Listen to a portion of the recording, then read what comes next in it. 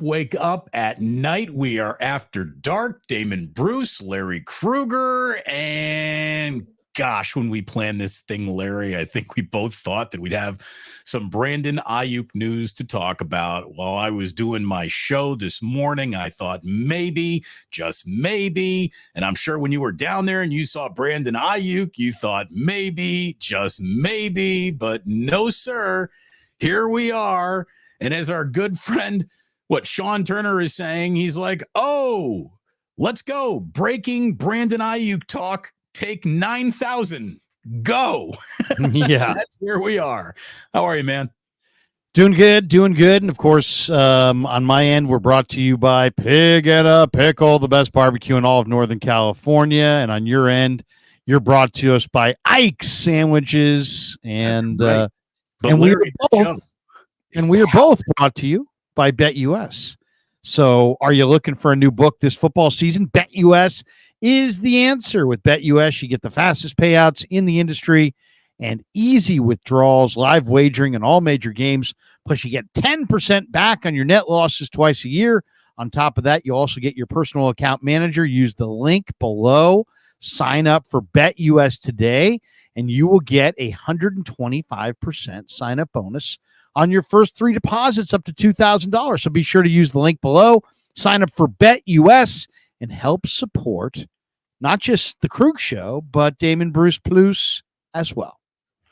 Get it done. Thank you very much. And I'm telling you, Larry, there's a part of me, I've been saying this, I am about to start banging unders on the Niners if they don't get this deal done with Brandon Aiyuk. This is ridiculous. I really thought that they were going to have it done today. I know that we had talked earlier in the week about how this felt like it got personal. A little egos are in play.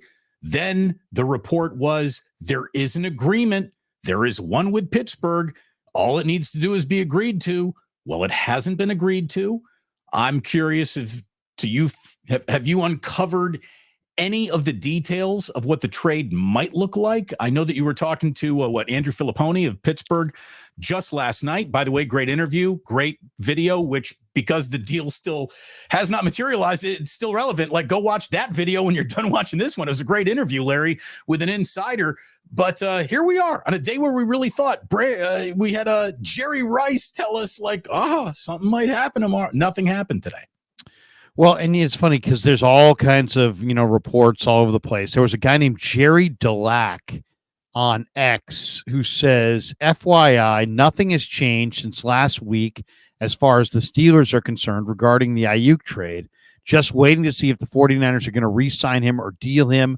No, in capitals, no Steeler players are involved. And that is coming from Jerry Delac on Twitter. He covers the Steelers for PGH, Post-Gazette, and Steelers Radio Network host, KDKA TV Insider, host of the longest-running primetime golf radio show. That gets a golf clap without a count. There you go. Jerry Delac. But it sounds like Jerry's legitimate, and he writes for the Pittsburgh Post-Gazette. So he says no players are involved. So here's the thing on that. One, Aiyuk was there today at practice wearing Niner garb. Talked to Kittle, talked to Debo, talked to a few people. Looks invested. Lynch came over and shook his hand. Based on what I saw today, I'd say Aiyuk's going to stay with the Niners. So, yet, there are those who believe that this 3 or 4 day kind of lull that we've had here is a situation where the 49ers may have been negotiating a trade with the Steelers, Damon, a trade that involved Aiyuk going to the Steelers and prominent players coming back to the 49ers, only to have the Steelers say, you know what, or have the Niners say, you know what, we'd rather actually not have these players because you're not giving us the players we want. We'll take draft pick compensation only, and then we'll spin these draft picks to a third team for a receiver. Now, before you sit up and say, well, that sounds ludicrous, the whole thing is freaking ludicrous, right? We're in August. We're talking about an all-pro receiver who blocks well in the run game for a team that runs the ball a ton, and yet they haven't signed him. So there's a lot of firsts here. There's a lot of unknowns here. There's a lot of oddities here. But I would say we're either, in my opinion, Damon, we're either going to see in the next 48 hours the 49ers push this ball across the goal line and sign Brandon Aiyuk to a long-term extension.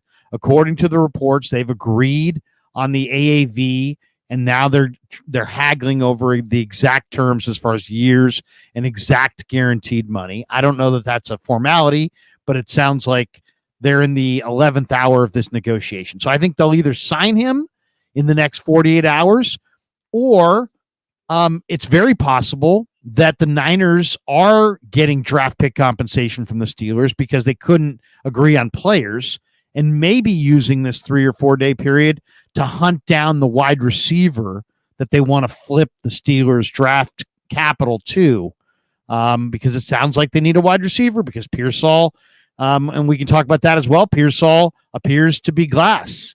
He didn't play today, hasn't played in a while. He's worn the blue jersey all off season. So maybe they've decided they can't trust Pearsall or Cowing, and they have to have a receiver coming back. They don't like the Pittsburgh options. So maybe the holdup is the Niners searching for that third team. Who knows? Ben Solak, Speculation. ESPN.com, formerly of The Ringer, wrote like the magnum opus about Brandon Aiyuk, who he is, his place in the league, his production, what it means to him, what it could mean to Pittsburgh, the price of wide receivers, the proliferation of talented wide receivers all over this league. But he basically ends the thing saying there hasn't been any firm reporting on the actual trade package that Pittsburgh has submitted. But given the fact that the 49ers really don't have much leverage right now in this process, even though they might have leverage over Aiyuk, they don't really have leverage in the process. I don't see how they could have cajoled a first rounder out of the Steelers, who are notoriously shy traders. And if this deal does get done, I bet you out that the Steelers made out like bandits, he writes. And I'm wondering if the return were so unimpressive, if to then land the wide receiver with the third team, whichever team that might be, if the 49ers aren't throwing in their own draft picks to next year's draft to get that done. If this weren't an impressive first, second, or third from Pittsburgh. But even if it were, Larry, I'm not interested. Football season kicks off in 26 days. 26 days. It's way too late in the game to be pivoting away from your most targeted, most prolific, most explosive play generating, most routes run correctly player this close without any time to onboard his actual replacement, whoever he might be, and no time at all to adjust a playbook, which has to operate differently if Brandon Aiyuk is not in the room. It's too late. If the 49ers wanted to trade this guy, they should have done it months ago. They should have sacked up and done it months ago, but they didn't. And I think that they didn't because they understand how important he is. And now it's dickering over the last, million, 2 million, guaranteed, a third year, a fourth year. Hey, I saw the thing from Kawakami basically saying like, overpay the shit out of him for the next 2 years and then be done with it, which might be the right way to go about this. I don't know, but it's way too late in the game to start dancing with another girl at the prom. In my mind, it really is. Time to get this done. I mean, I generally agree that they should have gotten this done, but I don't agree that it's too late. These are wide receivers. An in route's an in route, an out route's an out route. We like to run this. Out route at 11 yards. Oh, really? Because my last team, we ran this same play. We ran this at 9. Yeah. We like to run it at 11. So like, there's a whole slew of communication that has to go across the board if you switch teams, but you're still being told run a 7 route, run an 8, run a 9 route. You run the go route here. So I do think I do think a trade still could happen, and I do think it wouldn't be too late. I also think there's some tremendous Chemistry matters. receivers out there. I mean, Jamar Chase is out there. T. Higgins is out there. Devontae Adams could be dealt. I've heard Jordan Addison's name being bandied about because Minnesota is not happy with his lead foot driving. There are a number of receivers out there. Cortland Sutton is supposedly out there. So I think Aiyuk wants to be a Niner, and I think all things being equal, the Niners would rather have him back. But if it has gotten personal at all, and if it's just like, hey, you know what, this guy needs to move, change teams, there are other options out there. I mean, you wouldn't get Jamar Chase straight up for Brandon Aiyuk, but you never know what Cincinnati's willing to do. Maybe Cincinnati's fed up with Jamar Chase. Maybe they would take Aiyuk in another number one, and who knows, maybe the Niners would be willing to do something like that. We really don't know how they value Here's the thing, though, Larry, any of these guys. The time for that complex exploring other teams' desires, you're out of it. You're out of it. Like that needed to happen by now. I really think so. And I don't agree because the 49ers traded for Emmanuel Sanders the year they went to the Super Bowl. They traded for him in November. The NFL trade deadline this year is in November. So there's going to be trades and teams that add players in November, and those players are going to have an impact on their teams this year. So I don't know that I would agree that, like, if you acquire somebody in August, that they can't play a significant role for you the same year. I think that there's one non-negotiable aspect to this season for the 49ers to have success, and that's a quick start. The easiest part of their schedule, and not that any element of a schedule is easy, games just appear easier. The easier portion of this schedule is in the front of it. It's certainly not in the middle of it, and it's hard to find in the back of it. Anything other than a 4-2, 5-1 start puts them behind the 8 ball. So I just don't think you have time to be dicking around experimenting with who fits well where, who's gotten connection with Brock. And yeah, 7 route here is a 7 route there. But if it were that easy to just swap pieces in and out, it wouldn't have taken, in between Anquan Bolden and Brandon Aiyuk to find a 1,000-yard receiver. These guys don't just fall off of trees, but it's odd because in a weird way, they kind of do. The Ben Solak piece on ESPN was really good. He brings up some facts that might stop you in your tracks. There were 27 1,000-yard receivers last season, which is the most the league has ever produced. So what is a 1,000-yard receiver really worth? Is it as valuable as it used to be if the number is reached more often than ever before? Is that because of a 17th game? The rules, blah, blah, blah. What I also thought, though, where this is the money on Aiyuk. Aiyuk averaged 3.3 yards per route run, which is the 4th best number for a wide receiver since 2010. Yards per route run is a stable metric that rewards a receiver for several things: earning a lot of targets on the route he runs, catching a lot of those targets, and getting a lot of yards out of those catches. Aiyuk is especially good at the last one. He had a whopping 37.3% of his catches that went as explosive plays. In other words, they went for 20 yards or more. Over a third of his catches were labeled explosive plays. It's the most explosive play rate for a high-volume receiver since Allen Robinson in 2015. He is more of an explosive play wide receiver than Tyreek Hill is. Like, if you walked up to me on the street and said who had more explosive plays, Tyreek Hill or Brandon Aiyuk, Hill's reputation alone would have brought me to him. Aiyuk is the right answer. And again, because of these numbers, I can see why Team Aiyuk is trying to hold firm and saying, my guy's worth top 3 in the league money at the position because he produces more explosive plays than the highest compensated receiver in football when Tyreek Hill had that deal before Justin Jefferson had that deal. He's a great player, and the Niners realize that. That's why they're offering him so much money. He's a great, great player. There's no question about it. And he's a perfect fit for this team. And he's not a diva. And he's a legit tough guy. And he blocks in the run game. And he's not a me guy. So yeah, pay this guy. I agree. I mean, I think. I mean, I was on today on KMBR with Tolbert and Dickinson, and Tommy said, "Hey, what side are you on this? I mean, do you side with Aiyuk or you side with the Niners?" And as much as I think Aiyuk has pushed the envelope at times, Damon, a little bit too far this offseason, but that's okay with me. I mean, that's just part of negotiation. I side with him. I side with him over the 49ers, not because I don't believe in John Lynch or Kyle Shanahan. It's because I really believe that Brandon Aiyuk has done everything in his power to make himself valuable inside the team concept. You know what I mean? He doesn't. It's like D'Angelo Russell did not play inside the team concept and quickly wore out his welcome, where Andre Iguodala always played within the team concept and understood it and was very popular throughout his career.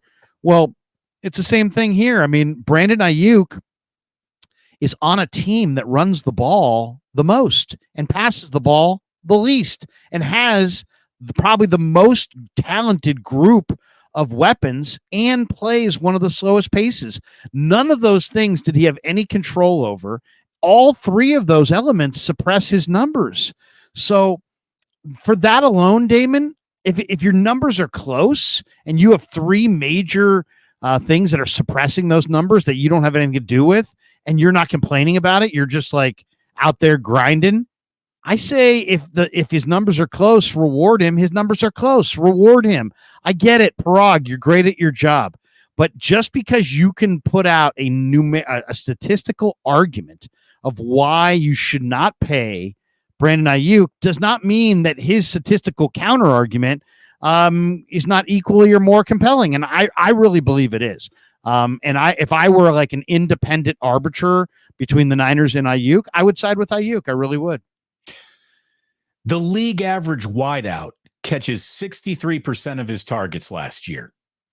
Aiyuk is at 72.1. So nearly 10% better than league average in terms of just catching his targets. He leads the league. He leads the league in explosive plays. He is efficiency too.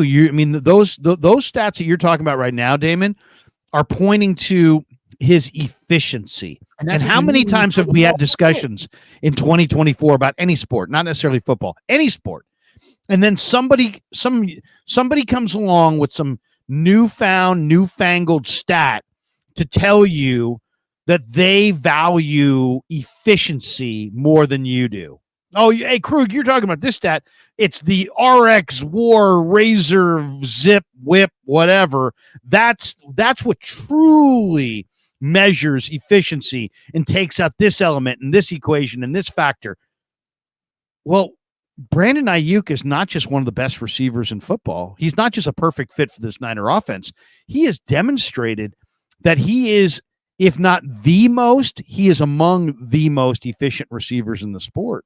He's pay the man. Pay the man. Receivers playing today for sure. Yeah. Again, this Ben Solak piece is a monster, Larry. You got to read it the whole way. No, I got about 17 paragraphs into it. It is. It's a monster.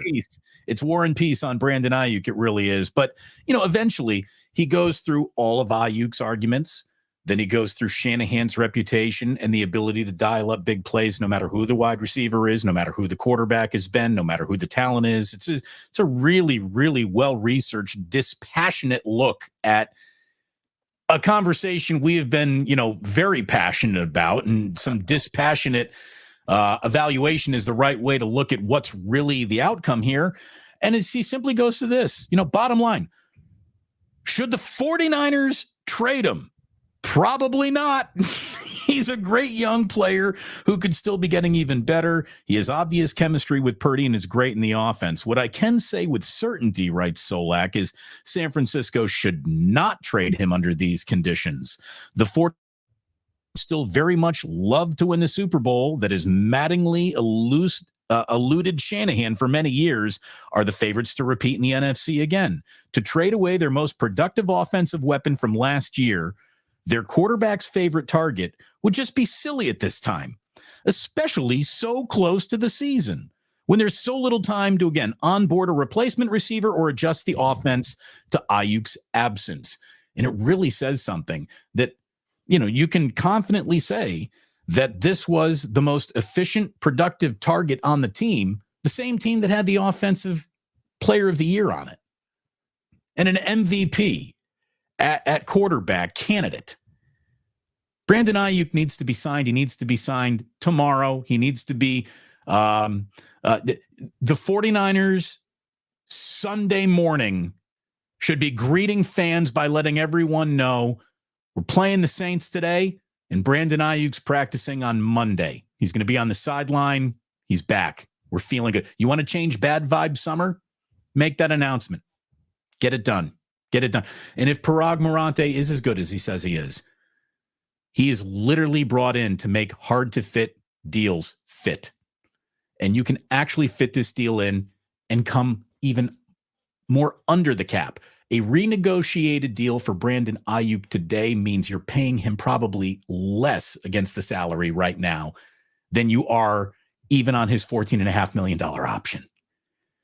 All of this can be figured out between the season of this year ending and next year beginning. This offseason is where you deal with all the headache and you carry your fractions and you get your decimal points and you get Parag and you lock him in his office with an abacus and you say, we literally pay you hundreds of $1,000s a year to figure this shit out. You figure it out after the fact, because the fact of the matter is it's time to go play football with one of our best players. I'm more passionate about Aiyuk not being a Steeler than I am even him being a Niner. I mean, I'm okay with if they sign him. I'm okay if they trade him. I just don't want to see him in Pittsburgh now. Why? Seriously. Why? Well, because their fans are just idiots. I mean, their fans want 26-year-old all-pro receiver.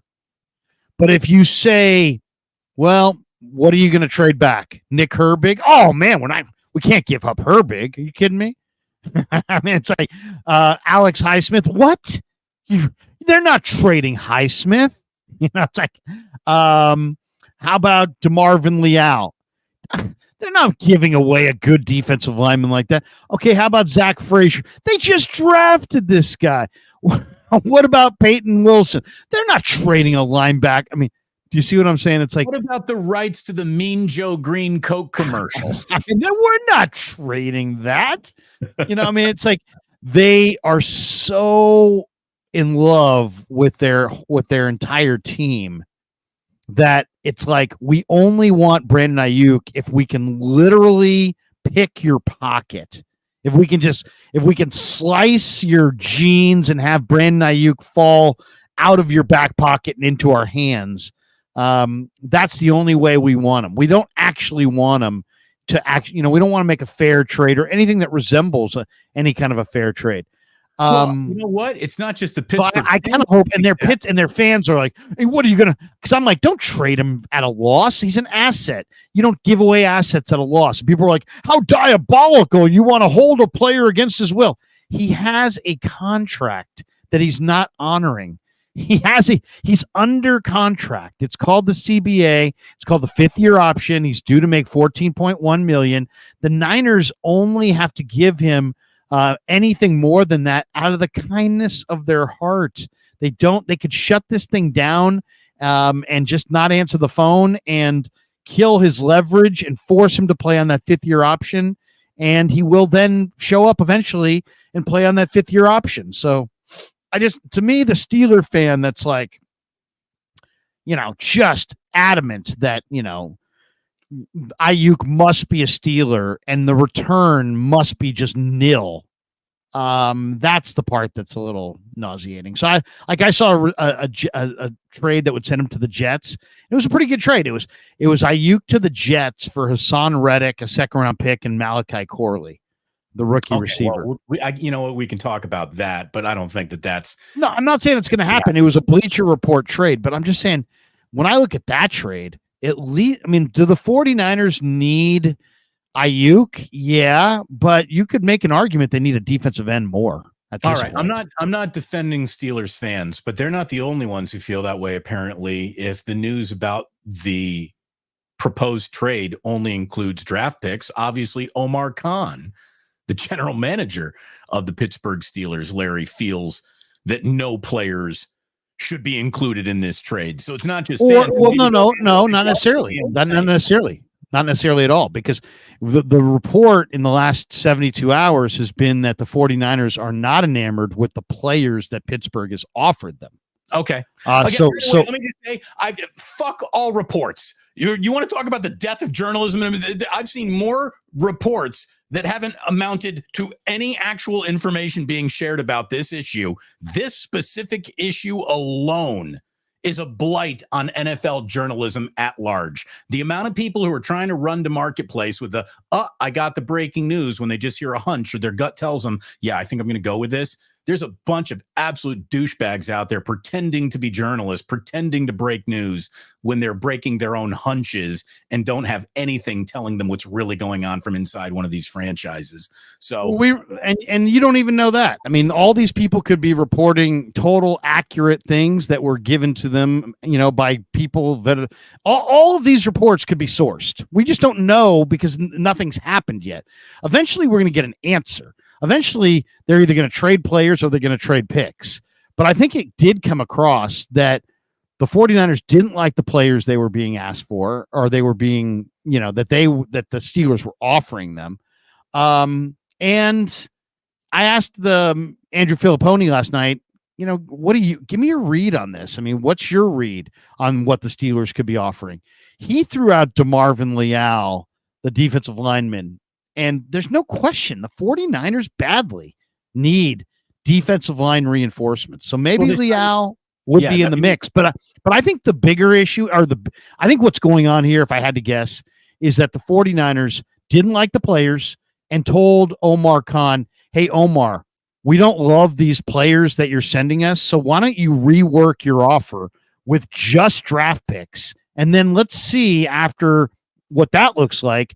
And then once we know that we're getting X number of draft picks, we can go to Denver and ask about Cortland Sutton, and we can go around the league and ask about receivers that could be available for those draft picks. Because that is the report that the Niners want another receiver. I mean, they should. I mean, if we're playing the you don't know that game, you don't know that either. You got sources, you've read it. Who knows?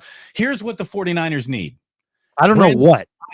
Brandon Aiyuk is the player. I don't want to hear about picks and then wrap around for another guy or this, or we can move this over here to get that over there. You have the player you want on premises. He was in Santa Clara today. He wouldn't be there today if he wasn't in some way willing to negotiate, you would think, during this hour. And it just has gone on long enough. And that's not even not necessarily the truth.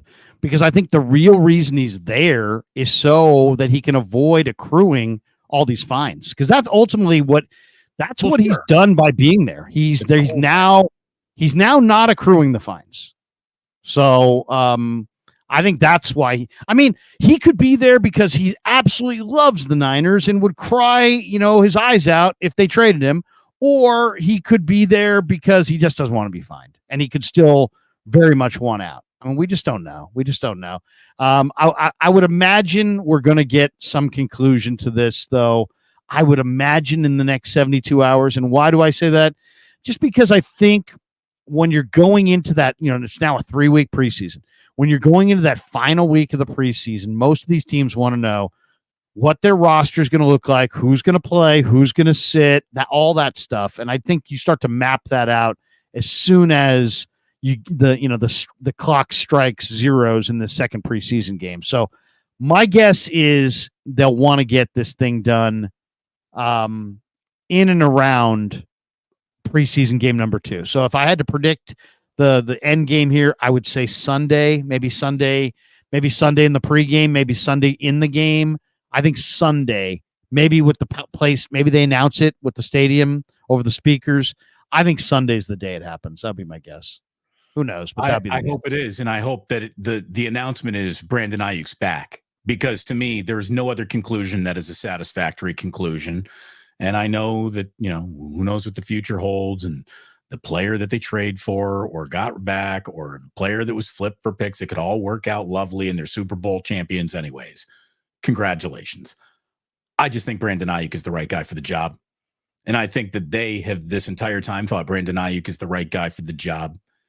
And getting back to what you said, yes, the hard ball play for $14.5 million, and that's the way it goes. You know, I'll defend Brandon Aiyuk on this too, and saying that there is plenty of precedent of a player as productive and as successful as he has been getting an extension before a fifth-year option kicks in.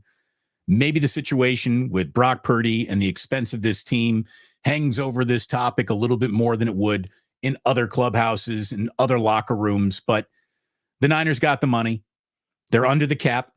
They can fit this deal in and worry about how it fits in 2025 after 2024 is over. Remember, the salary cap is a very real thing and a very imaginary thing all at the same time. So I just think that there's a way to get this done. And for those who are saying like, oh no, man, I'm mentally divorced to Brandon Aiyuk right now. Not until he picks up that first down. You'll be your boy again. The first time he's in that end zone. Number 11, baby. Love him. You know, that's how it works. I don't think he's a great player. He's a great player. You know, as somebody who's been at every one of these practices and was at every one of the practices last year, I can tell you firsthand that the Niners, even though there are some areas of the roster where they're better than they were a year ago, the overall presentation of their on-field product is less dynamic this summer. And I think that has a ton to do with no Brandon Aiyuk. Last year, he was leaping, 10 feet in the air and making plays off this. I mean, literally he acted like every ball was personally intended for him, and he was incredible. And you couldn't keep your eyes off him. This year, not only is he not here, there's nobody that's replaced him. And nobody else is actually making those incredible leaping catches and crossers. And he is very, very, very integral to Brock Purdy. I think Brock Purdy could do well without him, but come on, man. This is your deep middle guy. Brock loves to throw the deep middle pass. This is the guy that loves to run the deep middle route. I mean, if you get rid of this guy, shame on you. He fits well.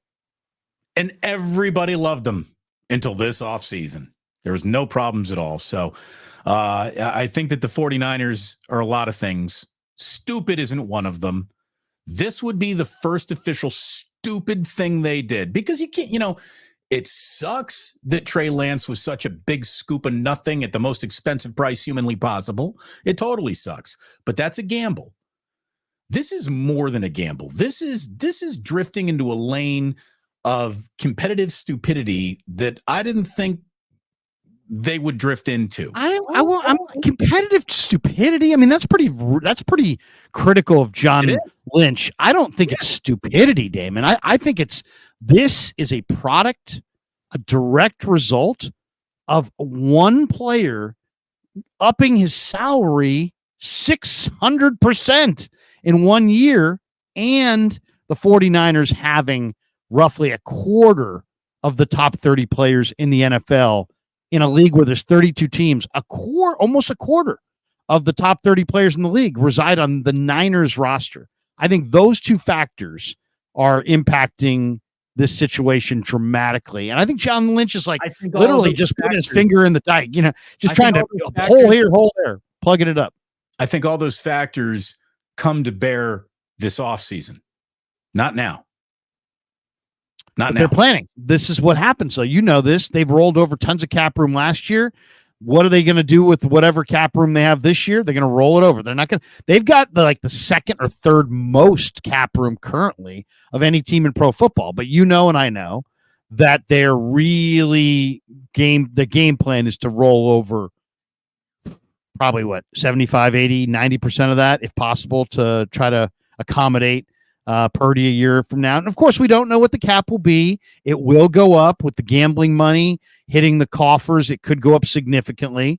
So that always eases the burden of trying to align with the cap. But you know what? When you're got a quarterback making $900,000 and he's playing as great as Brock is and may make $50 million, that's not that's not like, hey, we got a plan. That's like, guys, we need. It's like all of a sudden I've got triplets and they're all, going to college and they're all girls and they're all getting married and we're paying for 3 weddings. It's like, what? What? I got to pay 3 college tuitions and 3 girls are all getting married and I got to pay for 3 weddings. I mean, that's kind of where the Niners are at. That's a really good analogy to talk about the financial future of the 49ers. That is very good. All 3 of their Brock Purdy's getting married and the Niners got to pay for it. And he wants a shindig. Everyone's getting married. They all want destination weddings and they're all at Harvard. It's expensive this year. Yeah, that's the way it goes. But when you got 3 daughters that you love, you figure out a way to pay for that and you get them to Harvard and it's all going to come out in the wash. That's how it works. That's what called being a great dad is. So if John Lynch and Kyle Shanahan want to be great fathers of the 49ers, they keep the son home because he is fantastic at what he does. Now let's talk about Trent Williams. Wait a second. One other thing, Damon. One thing before you move to Trent. Aiyuk is a great receiver, but he's very expensive. All great receivers are expensive. Not young ones. So, like, for example, let's just say the Vikings are tired of their receiver and he's a young receiver. You could trade for a young receiver and move Aiyuk. Are you talking Jordan Addison, who, by the way, got carted off today? Did you see that? No, I didn't see it. But I mean, like somebody like that off today. I think he avoided serious injury, but he gave everyone at Vikings camp a scare, and the Vikings lost their quarterback for the entire year, JJ McCarthy. He looked great. He looked great. Then he went out. Now he's done for the year. But I'm just saying, maybe it's not Jordan Addison. Maybe it's another receiver. Maybe it's Marvin Mims or something like that. But there might be another receiver out there that isn't such a big ticket item. I'm just saying it's going to be interesting. I'm no longer like they have to sign Aiyuk but they have to get a good deal if they don't. And I don't see a good deal coming down the pike. So I'd much rather them sign him. But I could see Pittsburgh. I mean, like if Pittsburgh really said to the Niners, we'll give you D lineman DeMarvin Leal. We'll give you O lineman James Daniels. And we'll give you a 2nd-round pick in 2025. And the Niners could turn that around and hand that to Denver and get Cortland Sutton. And now you are alleviating your cap issue. You're adding a good young O lineman, a good young D lineman, and turning that pick into a wide receiver that's more affordable. That I could stomach, but that's what I just laid out there is a fucking 3-ring circus. That's spinning plates on your fingers, and that's really, really hard to do. And I don't know that I could expect John Lynch to be able to make a deal where they add meaningful pieces and picks that they could turn into a good receiver. It just seems like a major pipe dream to just get equal value. And it seems like the easier thing would be, I don't know, break your budget by a little bit, worry about tomorrow, as you said before, and just get this receiver and play, and if you want to trade him next year, you tag him and you trade him. Guys are tagged and traded. We saw L'Jarius Sneed tagged and traded this year. If Aiyuk is a big year, you tag him and trade him if you can't afford him. Simple as that, right? So kind of everything we just said, but about Trent Williams. Right? I mean, this is one of those, what are you doing? What are you doing? He wants money. Oh, great. Well, they have guaranteed money. His guaranteed money's over. Mm-hmm. He wants more. Wirfs just signed for 28.5. Trent's sitting at 23. He's the best left tackle in football. Wirfs is probably better than him right now. All right, so whatever. 27, and he wants more guaranteed. I think the Niners are going to have to throw him $3 to $4 million guaranteed more to get him to come back. Easy. I mean, so that's Well, I mean, 28 is the most in the league. He's making 23. If you gave him 4, he's at 27. He can't give you a 27. He can't give you a $1 million hometown discount. really better because of his age too. I mean, part of Tristan Wirth's is he's already a 4-time Pro Bowler and he's 17 years old. So Right. that's part of the desire of the beauty of him. Exactly. And look, Trent Williams, we don't want to have to go to arbitration and talk about what you didn't do right or what you might not be, because you are so much, and you really are, probably pound for pound the best left tackle in the league, but you're not the best version of Trent Williams I've ever seen. And I can't think of a lineman who fucked up the Super Bowl outside of missing a block at the end of the game more than he did. He had a terrible Super Bowl. He was penalty draw. He got penalties. He's false starting. Trent Williams had a really good year. I don't know if he is just Johnny pay me like the number one guy at this age anymore. Look, he wants a little bit more guaranteed money. He's good enough to have earned that. This to me is the easy one. Like, He'll I be can back. see why Brandon Aiyuk is convoluted and a little bit of a headache. Trent Williams, shame on them not getting it done. The minute he said, I think I'm going to hold out for more, they should have said guaranteed money. Here it is. Go. What do you need? What? We'll. I think they'll work it out. He'll get some more guaranteed money, and he'll be back. That'd be my guess. I really don't think the Niners are sweating this one. Why? Because I don't want Trent Williams in training camp. I don't. None of these old linemen. I mean, no. Right. If you want to sit out all of training camp, sit out all of training camp. I think he needs about a 5 to 10 day ramp up period before you go on Monday night against the New York Jets again in 26 days. So that means, now you're running. No, I mean, I asked Forster the other day. I said, "What does Trent need?" Let's be honest, Chris. What does he need? And he, gave me a, 3.5 minute word salad and basically said nothing. But I think the long and the short of it is they'd love to have him one game and a full week of practice. So if he could come back, let's say after, like, maybe once again, I think this game day this week, which is Sunday, I think it's a big day. I think that is kind of the unofficial deadline to get Trent and Aiyuk ready in a responsible fashion for the Jets in week 1. Anything that comes significantly after Sunday, you're now starting to compromise. And I don't want to compromise, especially with my best players and their health. I would say game day signing for Trent, game day signing for Aiyuk, everything's perfect. If they hold out any longer than that, it starts to get tricky. The biggest roars of Sunday evening come when the two of them faces hit the big screen at Levi's, and everybody's happy again, and that's it. It'd be kumbaya, and Bab Vibe Summer would change into let's go win a Super Bowl. And that's the mindset that this team needs, because that is literally the only mission anyone's interested in. Hey, the 49ers had a really good year, but they didn't reach the Super Bowl. Well, fuck you. It's pretty much going to be the reaction. So there's nothing that could even pretend to be acceptable other than they won the Super Bowl. So it's time to win the Super Bowl. It's time for the 6th Lombardi. Niner fans have been patient. 1994 was a long fucking time ago. Yes, it's time to get it done. It's time to get it done. And I think Purdy's going to be, the guy who leads them there. I expect him to have a big year, but it's a team sport, and you got to have Trent. You got to have Aiyuk. If you don't have those guys, I think you could get it done without Aiyuk. I don't believe you could get it done without Trent. Mark McMillan drops this one. He says, Kruger, you can't see that the 49ers were by no means winning the last Super Bowl. It went to overtime, by the way.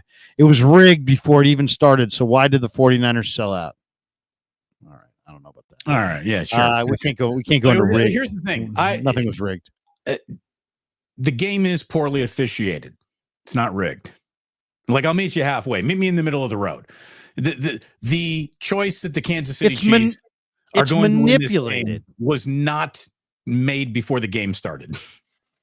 I'm a believer that they manipulate the audience for TV purposes, but there's a difference between manipulating the audience for TV purposes and the game isn't on the level. The game is on the level. But like when you're watching college football and it's 35-7 Nebraska and some random Big Ten game, they're playing Indiana and they're just destroying them. It's 35-7. Indiana throws a pick 30 seconds before the half and the guy runs it back. Why's it got to be Indiana? Well, okay. Well, Purdue, whatever. Okay, one of the teams that's struggling in the Big Ten is losing by 4 touchdowns. They throw a pick with like 30 seconds to go. And the guy runs it back, and then they tackle him on the 2. They score a touchdown. In the NFL, they figure out a way to throw in a penalty, keep that major score off the board, and keep people engaged, and the audience comes back. In college, you're up 35, and all of a sudden, now it's 42. You know what I mean? It's like you see the blowout get crazier. All I'm saying is watch NFL football, watch it religiously, and watch the second quarter of games that are getting out of hand, and tell me if you see anything that goes in favor of the team that is losing. Usually it does. Just to retain the audience, because they kind of know, they do their research and they know, hey, if it's 21 points, this many people come back. If it's 24, this many people come back. If it's 17, this many people come back. That's all I'm saying. I don't think it's on the. It's the remedy. Don't go up early. It's manipulated. Don't go up early. Don't be up early. I've seen it so many times. It's like, oh, team 1's dominating team 2. Team 1 gets a big play. Oh, you know what? That's a holding call. That's coming back. Team 1's going to only be up 21 at the break and not 28. So there you go. That's my belief. Hey, like and subscribe to both of these channels. By the way, the show Wake Up After Dark tonight, getting powered by BetUS. Check out BetUS, 125% bonus on your first 3 deposits up to $2,000. They're a sponsor of both my channel, Larry's channel, and I want you to eat Ike's and Pig in a Pickle to your heart's delight. What do you got here? And we should tell people, are you looking for a new book this football season? BetUS is the answer. And once again, with BetUS, you can get the fastest payouts in the industry and easy withdrawals, live wagering on all major games. Plus, you get 10% back on your net losses twice a year. On top of that, you also get your own personal account manager. So use the link below, sign up for BetUS today, get 125% sign-up bonus on your first 3 deposits up to $2,000. So be sure to use the link below, sign up for BetUS, and help support both of our shows. And we are going to make a wager here. And I thought we could go with Super Bowl winner outside of the Niners. So let's not go Niners. Let's come up with a Super Bowl winner that's not the 49ers. And I know who I want to wager on. I do too, looking at these odds. I'm not looking for a team that I think would be a good answer. I'm looking for the odds and a good answer, and I see it right there. I'll take the Houston Texans plus 1,400. We think alike. I agree. I'm going to Houston Texans as well, plus 1,400. By the way, they're probably not going to win the Super Bowl, but I like those odds enough to make that bet. Well, they got a great team. They have absolutely an awesome team. I personally, I've already seen a couple. They played in the Hall of Fame game, and then they played against the Bears, and they played the Steelers. I've seen the Texans twice already. The Texans made, people talked about, hey, Dallas built up their dynasty of the 90s on the Herschel Walker trade.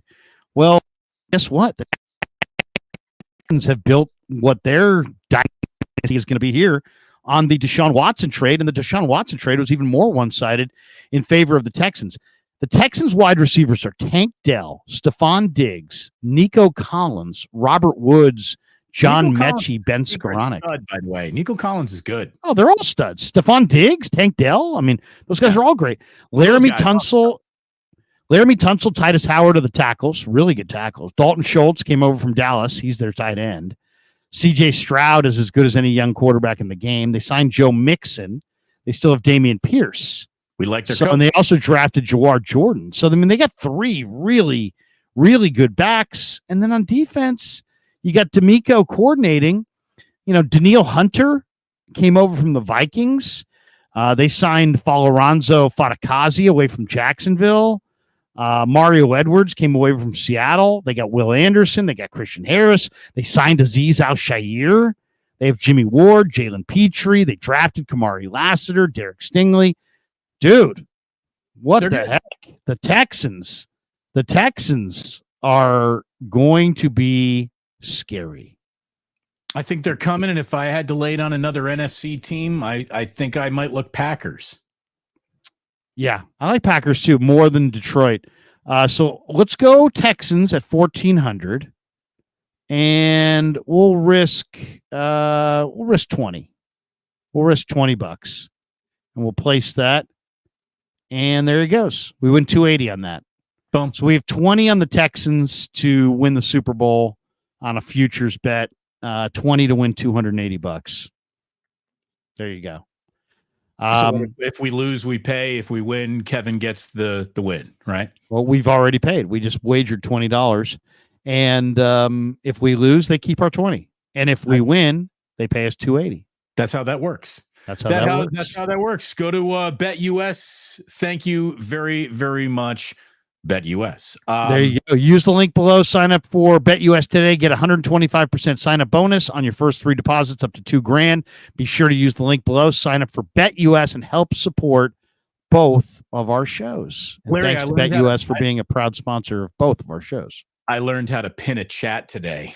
Who says you can't teach an old dog new tricks? And I know a lot of you are like, what's the big deal? No, me learning anything on the internet. Pin a tweet or a chat?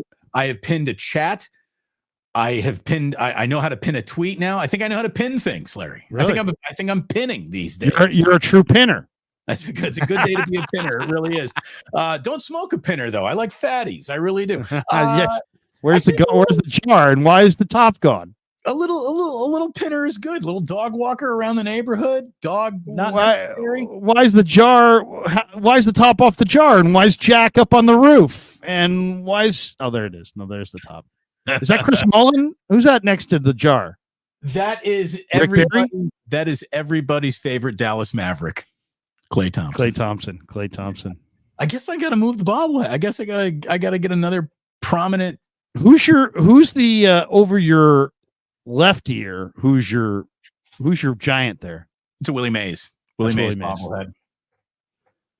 I mean, I can take it on the whole tour, but I don't think it would hold the audience very, very long. The Renell Brooks Moon bobblehead somewhere behind me there. There is a little bit of housekeeping. Like you said, the 49ers need more defensive linemen. By the way, the Khalil Davis injury sucks, Larry.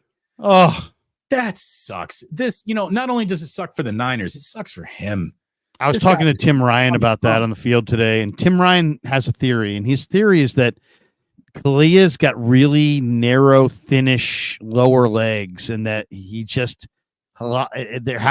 all body and smaller legs, and he just has a hard time getting, avoiding the trash, avoiding getting caught up inside, when he plays inside.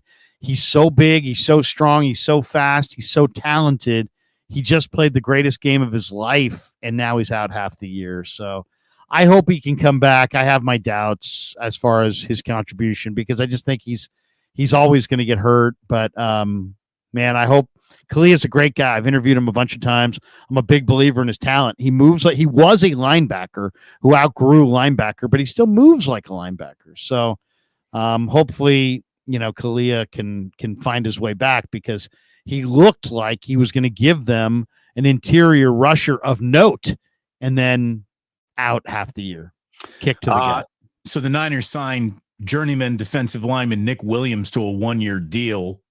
He's been around everywhere. I mean, I don't even know if he's going to actually be on the team when it's all said. He's not.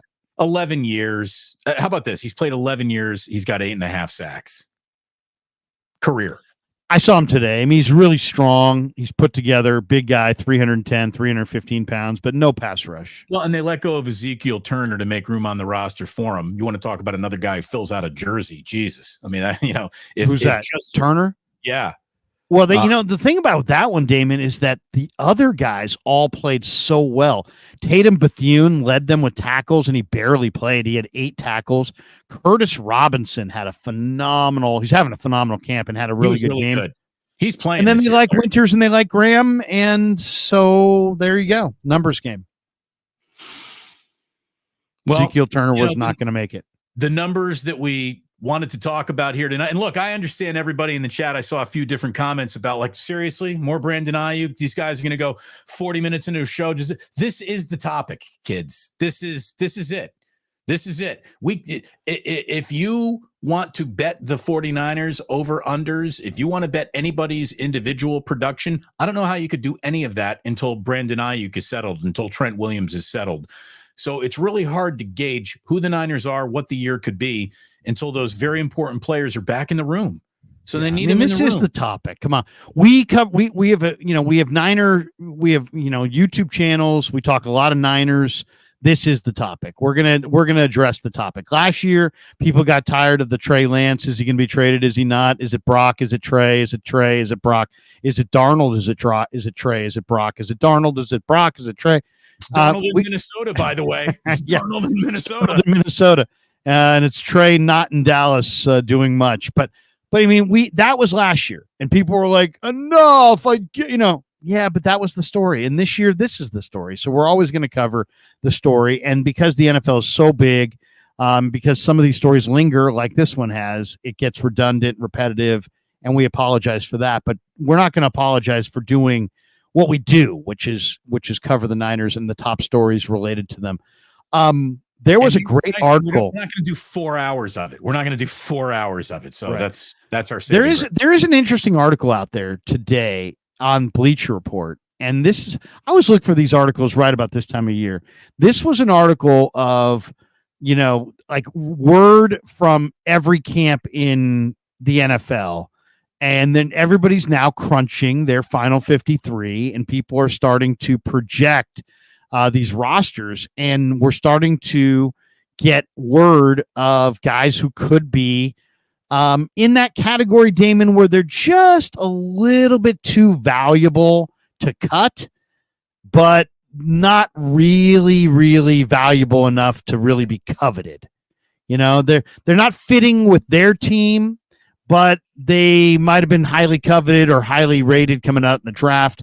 And there's a number of teams that want them, and you might be able to get a draft pick from some team just to cut the line and not have to sign them in free agency or off waivers or pick up a waiver claim. Anyway, there's this article, and it lists one guy for every team in the league. And I'm just going to give you a few of them that I think are really interesting, that I think the 49ers might be interested in. Before you give me the others, who's the Niners guy? The Niners guy's Aiyuk. Okay. So they're projecting maybe an Aiyuk trade. But these are some of the names that I think are interesting that the Niners may have interest in around the league. One is from the Steelers, DeMarvin Leal, who's got super long arms. He's only 24. He's a pass rushing interior player, not a power player. Hasn't been very good to this point, but is having a good camp in Pittsburgh. Right, the kind of guy that Chris Kasurik could get his hands on and coach. Yeah, exactly. That's exactly what I'm thinking. The Rams, they say, may trade Tutu Atwell. The 49ers, between Cowing, Danny Gray, I know for a fact that Kyle Shanahan is really desperate to find that go pattern guy, that guy who can run off the coverage. And maybe it's Danny Gray, maybe it's Cowing, or maybe it's somebody like Tutu Atwell at the cut down. He could be available. I could see the Rams trading Tutu. Just feels like you don't do a lot of in-division trades, so not usually, but it's happened. Hassan Reddick is told the Jets he didn't want to play for them. He still is holding out.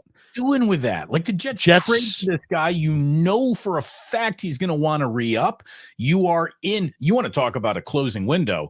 The Jets have 17 regular season games in which to put together a resume to win a Super Bowl, and then it all comes crashing down. I by the way, sell the Jets. I think it's going to be a disaster. I think Aaron Rodgers is going to be a mess. I agree. But I mean, Reddick, they knew Reddick wanted a new deal. Then they traded for him, and they've only, in passing, even exchanged any numbers. And so now he's holding out, and he wants to be traded again. So Hassan Reddick is interesting, and the Niners could definitely use an edge rusher. Lewis Seen from Minnesota, an interesting safety, a lot of talent. He was a great player at Georgia. They're saying that the Raiders may have already, this is so Raiders. They drafted Alex Leatherwood a couple years ago in the first round. They cut him the next year. Now they're saying the Raiders may trade Tyree Wilson, who they just drafted in like the top 5 out of Texas Tech. And Damon, that's another guy who Chris Kasarik, could really, if I were the 49ers, you're inside your Super Bowl window, maybe you give a 3rd or a 4th round pick to the Raiders for Tyree Wilson and see if Kasarik can work his magic. This kid is 6'6", 275, built like an Adonis. He's done squat for the Raiders. But, man, if you could get him to play opposite Bosa, that could be the key to your whole season. And the last 2 guys, Javonte Williams, who's a running back for Denver, very talented. Kyer Elam, who's a cornerback, played at Florida. He's had a hard time staying healthy, but Elam's a real talented guy. Here's the deal. I like the cornerback situation. Don't think you need another. I like the running back situation. It feels redundant. The safety that you talked about, Niners are stacked there too. So, all the players that you just mentioned. The D linemen are probably the guys they're looking at. D linemen would be the only place I would really be interested. Well, Tutu Atwell could give them a burner though, and I it's funny. I do think Kyle Shanahan wants to have that space creating element. I'm not saying the Rams would trade him to the Niners, but there's a chance that Tutu gets cut. And if Tutu gets cut, if the Niners don't have Trent Williams or Brandon Aiyuk, I like the Rams to win the West. Wow. See, I like Seattle. I like Seattle a little bit more than I like the Rams. I like the Niners. I just want to see what Seattle is before I go making any grandiose anything about them. Who knows? It's bringing in a whole new regime.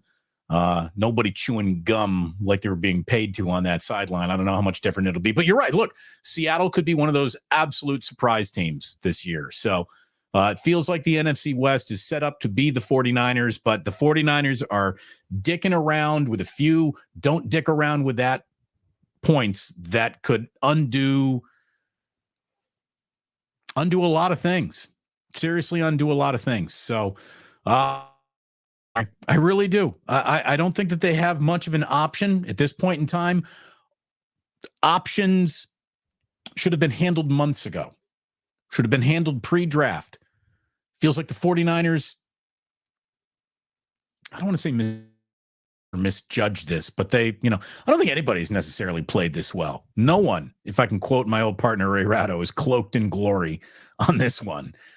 But if the deal gets done, all's forgiven. No one will ever speak of it again and go beat the Jets on September 9th, Monday Night By Football. the way, NFL Rumors is reporting tonight that Juju Smith-Schuster has been rumored as a possible backup plan for the Steelers if the Steelers cannot land Brandon Aiyuk. Once again, I just don't want to see the Steelers. I don't want to see the Steelers land Brandon Aiyuk because I just don't like their fans in the way they've gone about things. It's like, every possible player coming back to the 49ers is like, you're not getting Dan Moore. What? They're not moving James Daniels. It's like, what? Are we talking about Brandon Aiyuk or not? By the way, CeeDee Lamb holding out, Jamar Chase holding out. This is the issue right now. It's like it's not just Aiyuk. This is a wide receiver deal. The wide receivers are making too much money. The demand is great, but the supply is equally great. And there's just teams going, you know what? We're not going to do it. And the Niners either are going to be that team or they're at least considering it. But I think we've already seen it. Devontae, Green Bay said no. Tyreek, Kansas City said no. Diggs and Buffalo said no. So some of these franchises are kind of saying, you know what, we're drawing our line here on these superstar wide receivers. We think the money has gotten out of hand and we're not going to play ball. And so we'll see what the future holds because it seems like it's a trend. Between the Niners and them are these are the San Francisco 49ers trying to win a Super Bowl. None of those teams are like, knocking on that door the way this team is. So, by the way, our good friend, I guess it wasn't. I thought it was Madsen. It wasn't Madsen. But there's an article out online right now about 4 players on the roster bubble for the Niners. I'll give you the names. Tell me if you think they make it or fall short. Trent Taylor makes it or falls short? I think he makes it. I think he's on the team. Yeah. 6-year veteran, man. But I mean, this guy's 5'10". He runs in the 4.6s, but he's on his 8th year in the NFL because he's just so damn tough. Danny Gray, you think he makes it or you think he misses? I think the rumor officially vanishes this year. Yep. I think they run out of patience. No Danny Gray. I don't think he's an NFL body. Right?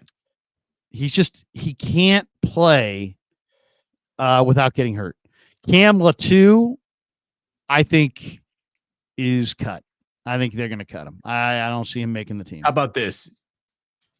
Good luck against New Orleans, Cam. Have a big game. Have a game. Yeah, do something. Do something. He badly needs a game. Guy needs a game. And the last one, Rock Ya-Sin. Very deep secondary, but man, Rock Ya-Sin. It's funny. I was sitting with Mayoko at a high school baseball game when the news came across that day that the Niners had signed Rock Ya-Sin. I was kind of fired up, right? I was like, hey, man, Rock Ya-Sin, I really like him. I liked him in Temple. I liked him in his previous stops. I think he's got real talent. Mayoko's like, I don't think he's going to make it. He's got a bad knee. I don't know if he had a bad knee in the past, but he has shown no signs of a bad knee in this camp. And I know they got Mooney and Ambry and Demo and Renardo Green and Luter and Womack. Rock Ya-Sin looks great. I think there's a very high likelihood he makes the roster. I do too. I think we're in agreement on all those guys. So that's not exactly the spicy segment it could have been. Yeah, well, exactly. We're not exactly fighting it out. Yeah, but here's the deal. So we're sort of drifting into a second hour here. Let's one more time thank BetUS for powering this show. 125% bonus on first 3 deposits up to $2K. You can use the link on my page, on Larry's page. There's a link in both of our descriptions.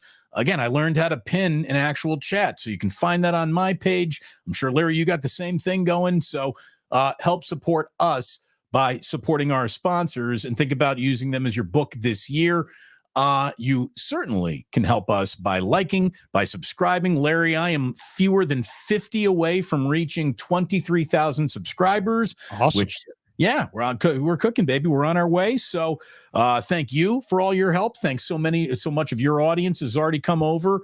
Boy, if 50 of you could show up tonight, I'm going to wake up beaming tomorrow morning when I refresh the counter. So thanks very much. I know we got some starred chats here, Larry, which means there's a few supers in there as well. So let's have it. By the way, let's do a little producing here right on the air. Are we doing a wake up on Friday morning? On Friday morning, no. Okay. Not on Friday morning. Because we have 49ers schedule Friday. Let me just double check. As we're sitting here, I have it in front of me. Friday morning, there's practice at 10:25. So no wake up Friday morning. But we will be doing it Monday morning. We'll be back at it doing it an awful lot, and we'll try to on nights where we miss or mornings where we have to miss. We'll try to do something like this, either in that late afternoon or maybe in the evening. I'm going to tell you that normally we start wake up at 8:45. That is going to have to be moved to like 9 or maybe 9:15, Larry, on Monday, because it is Jack's first day of kindergarten. So dad's got to be there to support the drop off. That's a big day in a young man's life. The first day of kindergarten. He's already counting down the days of preschool coming to an end. He is ready to go. He's 5. He's ready to get his driver's license as far as he's concerned. He's probably dating a girl from North Beach right now that I haven't even met. Like, this is a young man here. He's going to kindergarten, Larry. So funny because my parents used to tell the story all the time about my first day at kindergarten. And my mom tells a story that, there was all kinds of kids at the kindergarten that had like separation issues, right? Like, the mom dropped him off and it's like, mom's leaving. No, mom, don't leave. Tears and histrionics. My mom says that I walked into the room and that she's like, all right, bye, Larry. And she said, I was already engaged talking to somebody else. And I didn't even see her walk out. I didn't even turn and like wave or anything. I just was like, I'm here. Mom, I'm good. That's it. I'm good. Thanks for giving me a ride here. Yeah, but there were so many kids who were like, and I remember thinking at the time, why are they so sad? Why aren't they going to see their mom later today? Why are they so sad? Right. Well, they're just going to miss their mom. And I'm like, well, I know, but she'll be back. I mean, it was just classic. Knowing you, just, little kid going to be a talk show host one day, you probably walked right up to somebody and you're like, if it were up to me right now, the Giants would be making a trade for Darryl Strawberry because yeah. I think second grade is when I first got into cards. Chris says, imagine CeeDee Lamb on the Niners in a Cowboy trade. Look at that. Samuel Rosario, Larry, will you soften up on Farhan since you're at KMBR now? What do you think? Blood Moon. I don't think you're going to be asking Larry many Giants questions during his. Larry, can you host Ask the Giants? Sure. Larry, I've got one question. Why? Giant Hot Stove League show. Larry Bear running up 3rd Street. Farhan, a quick bit of advice for next year on Yaz. How about Hell to the No? Blood Moon says, imagine. My favorite part of this entire thing has been, even though they're getting their asses kicked by the Atlanta Braves, at least Marco Luciano is getting all of these fantastic developmental at-bats. Oh, no, excuse me. He's had 4 at-bats this week. What are they doing? What they're doing is, did you see him dog it yesterday? They farmed him out today because he dogged it. Dude, you gotta, it's the big leagues. You have to hustle. If you don't hustle, you're done. And he didn't hustle and he's done. I'm not saying his career's done, but they farmed him out. They brought up Grant McCray. I doubt, a lot of these, the big part of being, a great pro athlete is being mature. In which, like, we were talking to JP Mason a few weeks ago. He kind of admitted, he was pretty immature and didn't do what Bobby T wanted him to do. And that's why he was always buried on the depth chart. And now he's doing what Bobby T wants him to do. And now he's playing. So, sometimes there's some maturity that has to go on. Blood Moon says, imagine screwing over Pittsburgh by using the picks given for BA, then trading them to the Bengals for Higgins. Cincinnati haunts Pittsburgh with those picks in the future. Sal says, Larry, you're the man, brother. Respect. Always enjoy. Let's go, KMBR fan. Okay. Thank you, Sal. JW says, Larry, enjoying the Stoli on the rocks through a straw. No, actually, you know what? I went with it's a berry smoothie. It has pineapple. I knew it. It has pineapple, yogurt, lemonade, frozen pineapple, frozen strawberries, frozen blackberries, frozen blueberries. There you go. Look at you. And about 6 or 7 ice cubes. I decided to, kind of make it a little bit of a slushy. Just going water. I heard a big pull when you sat down to start the show, and I was like, that sounds like a milkshake. So I'm glad it's so a good. smoothie. It's so good. The smoothie is so good. I'm old Greg says, I'm so sick of hearing that Shanny is the reason these guys are good. The dudes are good because they're effing good.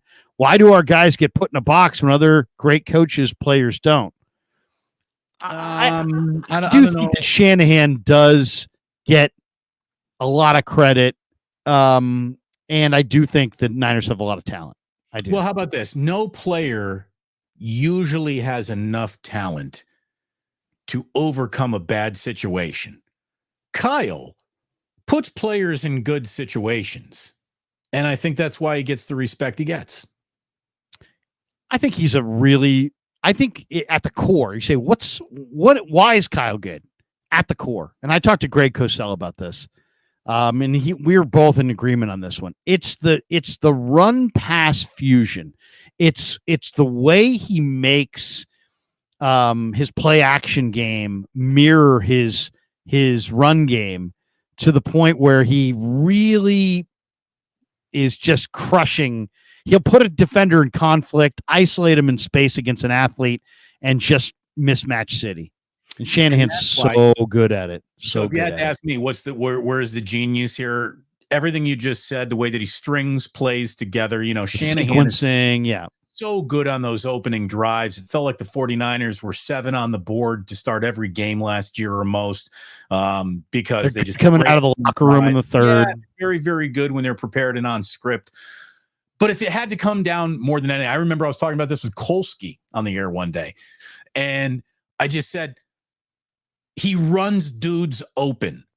Watch the 49ers as opposed to just any other team in the league, and just look how consistently open of a receiver. There'll be 3 or 4 plays where you're not going to have a guy NFL open, which means he's open by this much. This is wide open in the NFL. This much daylight means you're wide open.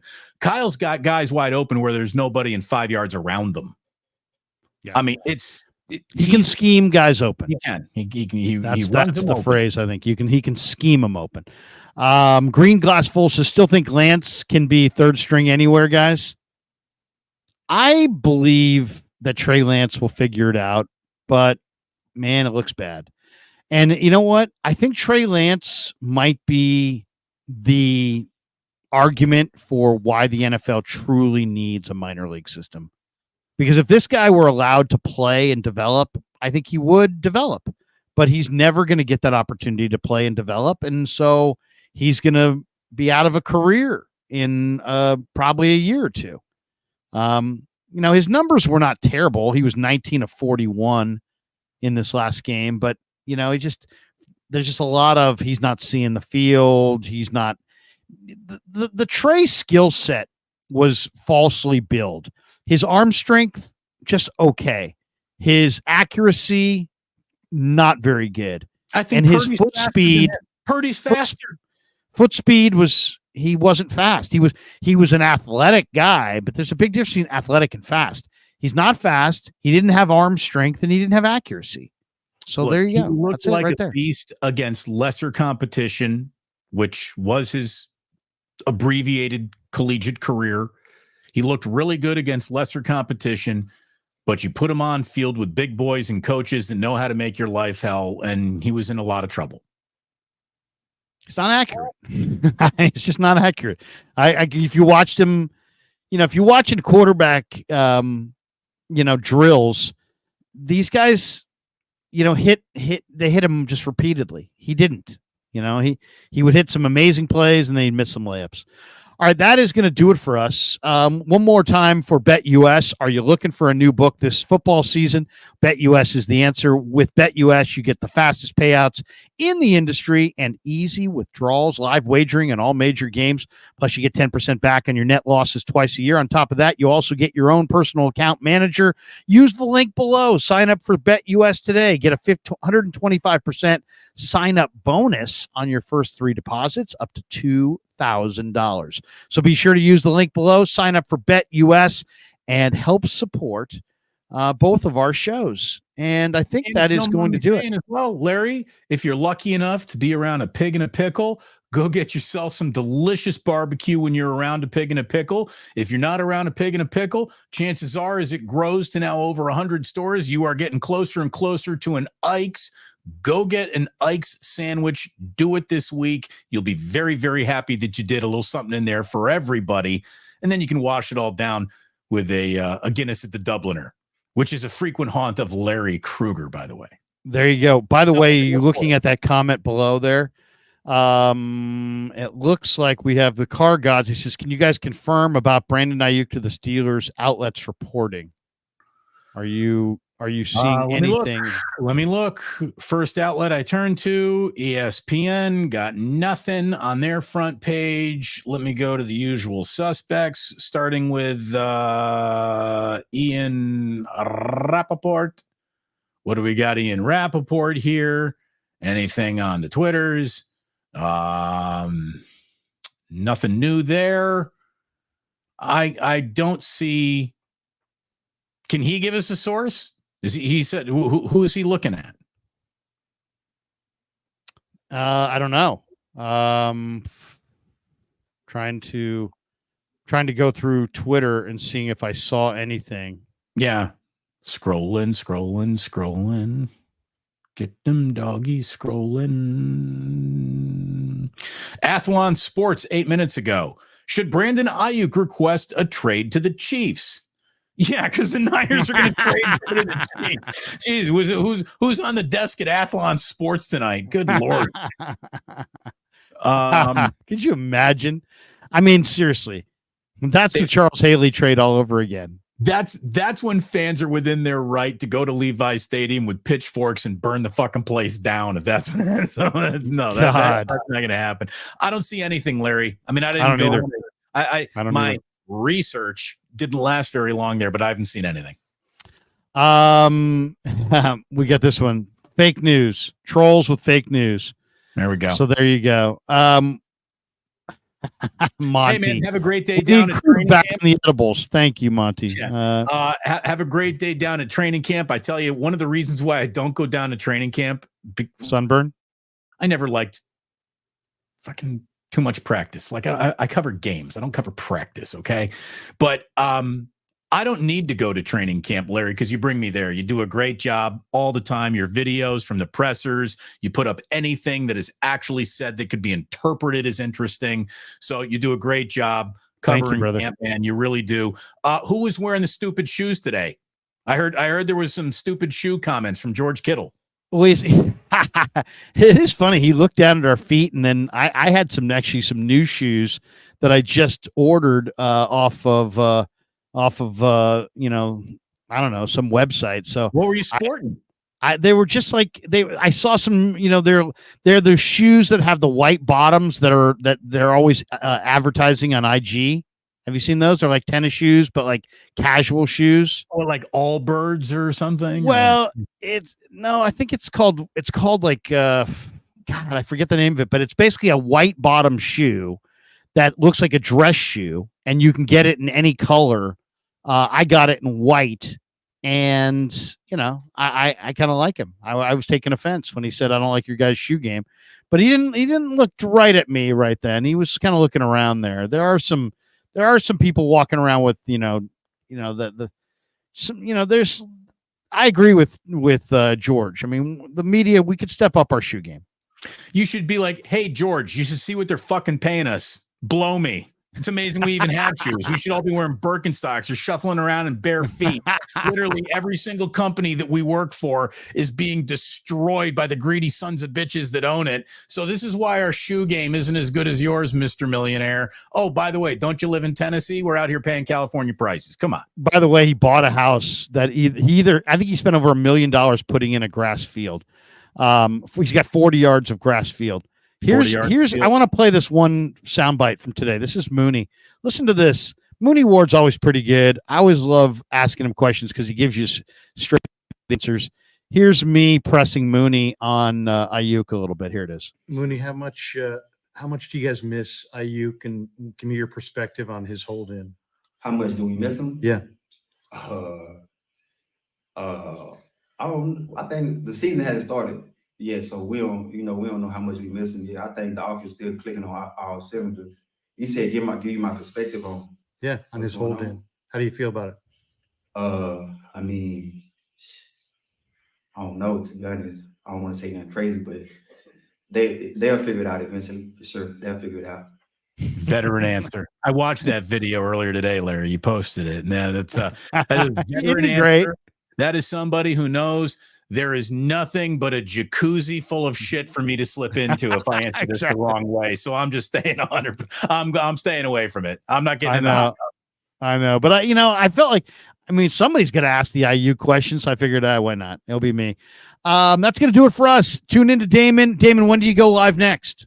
Going to be on at 11, but it won't be a long show tomorrow morning because I am going to the Giants game, taking the Duchess to the Giants game. She's going to have a really good time. So day game, and we'll see if Broomhilda doesn't come out and the Braves sweep the Giants. What a disaster that would be. Getting swept by anybody in a 4-game series, never good. Getting swept by a team you're directly chasing in the wild card, never good. Getting swept right after you thought you might be something. And Blake, I got to give it, man. Blake Snell's really turned some things around. I respect that guy more than I did at the beginning of the year. He's been incredible. It's too bad, though, that it's too bad that they got the Rockies right before the trade deadline and padded their stats on an easy-to-eat meal and thought, yeah, we might be something, and they didn't sell at the trade deadline, and now they are the most 500 baseball team I have ever seen. They are as 500 a baseball team as baseball team could possibly be, and they got okey-doked into believing their own bullshit because they looked good against the Rockies before the deadline, and now I think they're about to get swept by Atlanta, and like you said, taking their top prospects and sending them back for dogging it at the major league level. It's not good. How about that? I like Bob Melvin, but I'm not impressed. There's guys on this lineup I like, but I'm not impressed. Yeah, There's guys in that bullpen I like, but I'm not impressed. There's pitchers on this team that I like, but collectively I'm not impressed. And we are way too deep in the Farhan era for me to be this unimpressed with all of it. So not good. Wake me when they're entertaining and have some hitters. That's going to do it for us tonight. Tomorrow, I'm back in Santa Clara. 9:30, Chris Forrester will be in the auditorium. We'll talk to the Niners O-line coach tomorrow. Niners have practiced in Santa Clara tomorrow at 10:25. I'll give you the full breakdown from practice, as Damon says, with highlights and recaps and all that stuff. And then tomorrow night, I believe right around 8:30, Dieter Kurtenbach will be by on Thursday night for a little Dieter Kruger breakdown. I like and then very much. You hear an awful lot of him on KNBR as well these days. Dieter Kurtenbach and heavy rotation. So we're very happy to welcome him to the KNBR family. He's a little bit too big for a Miata. He's not exactly a Miata body, but I really like Dieter's content. I do. Well, he could have a Mini Cooper and he could be sitting in the back seat. And then Friday, Niners practice at 10:25. So we won't have wake up on Friday morning. And I won't be doing my stream with Chase on Friday morning either. So we'll just have to pick that up. But thanks for supporting Damon's channel. Thanks for supporting my channel. That's going to do it for us. For Damon, I'm Larry. Have a great night, everybody. Peace.